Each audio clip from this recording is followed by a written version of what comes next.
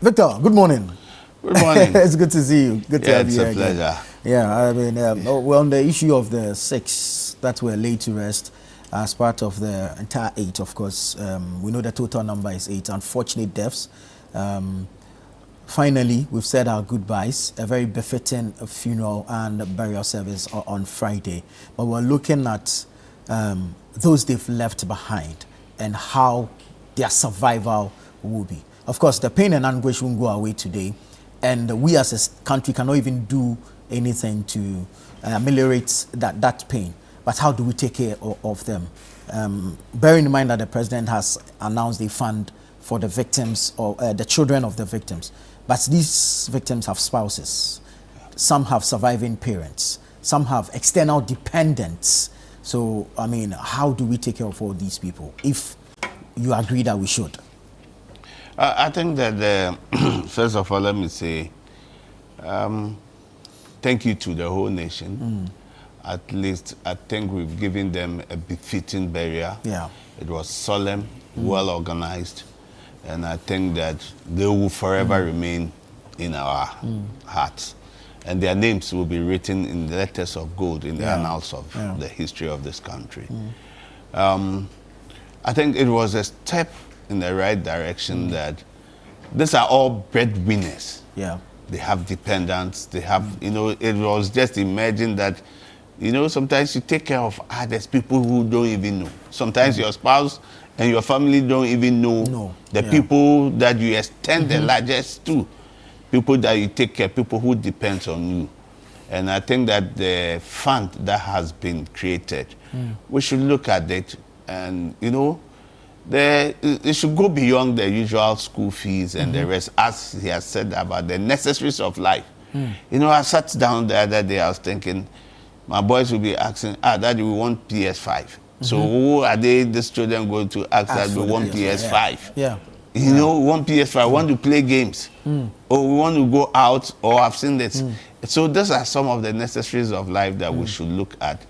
And it is, I think for me, like we've said, it is something that fund should grow, that we should be able to look at it, looking at the necessaries of life that we'll be able to apply. 2, yes, beyond the fund, I think that one of the good things which I think that happened during the Major Mahama, when he was like, I think afterwards, the wife was economically empowered. I think she was given some employment that would take care. So, in spite of the fact that we have a fund, they should look at the young women, you know, the widows who are very young, who are active, who are working, or even some of the children who will be able, so that they'll be empowered, given some jobs, some opportunities, that whilst they are working, I'm sure that at least it will tone down, water down the sorrow, the pain, maybe some of the mothers, the dependents, because if they are working, they will also be able to complement what government will be giving to them. I think we should look at that we give them those employment, so that at the end of the day, right, although they've lost their parents, their fathers, and the rest, they will know that God has taken it one way, and he has given us another opportunity. That would make them also know that, look, we've not lost everything at the end of the day. But I think that as the president has called, it is time for us to show love to the people. The corporate citizens, individuals, organizations, we should be able to grow this fund.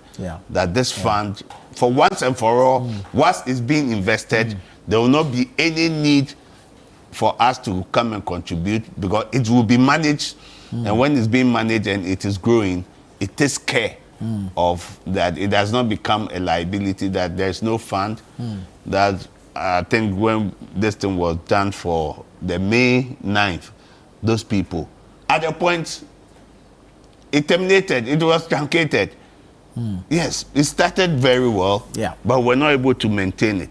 I think this fund should not be such a thing. We've had examples. So how do we make sure that this fund grows. It's wealth management. Yeah. Wealth management, we should have learned people who are expertise within this should be able to grow this beyond number of years. Maybe 30 years, it is still there. So that whilst it is there, we'll be able, it should not be after some years, then it is truncated. Then it brings back that pain, that anger, you know.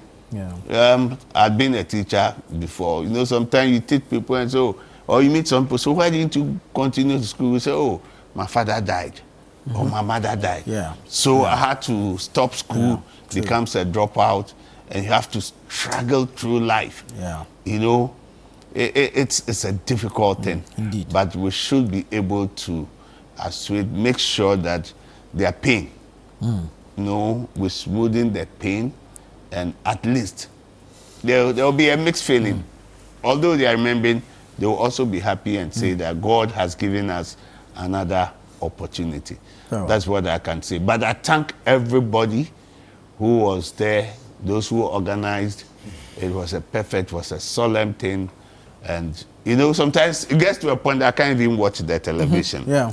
I can't watch. I just, you know, still, like, it's a dream. It's a nightmare. Yeah. But, you know, all we can say in all things, give thanks to God.